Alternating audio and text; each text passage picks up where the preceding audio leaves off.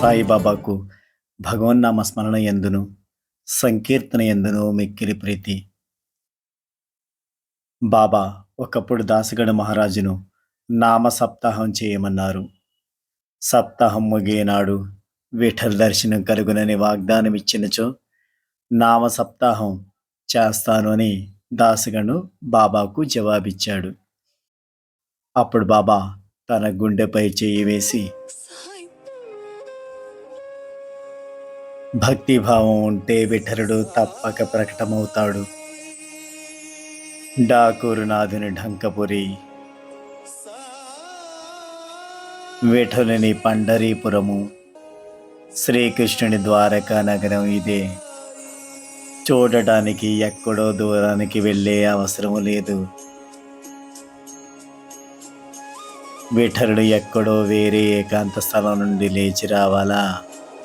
భక్తి ప్రేమలు ఆతృత ఉంటే ఎక్కడే ప్రకటమవుతాడు. పుండలీకుడు తల్లిదండ్రుల సేవ చేసి దేవాది దేవుణ్ణి మోహితుని చేసి వశపరుచుకున్నాడు.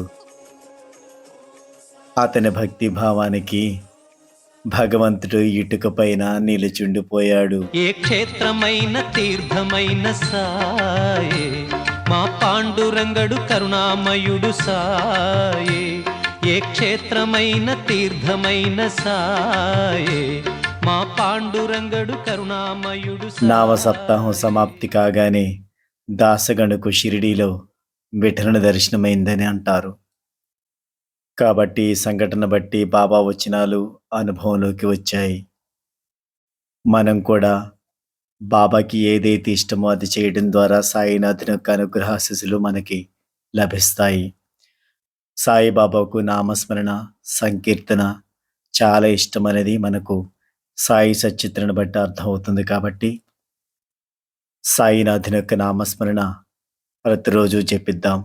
అదేవిధంగా అవకాశం ఉన్నంత మేరకు చక్కగా సంకీర్తనలు చేసి సాయి యొక్క కృపా కటాక్షాలకి పాత్రలమవుదాం.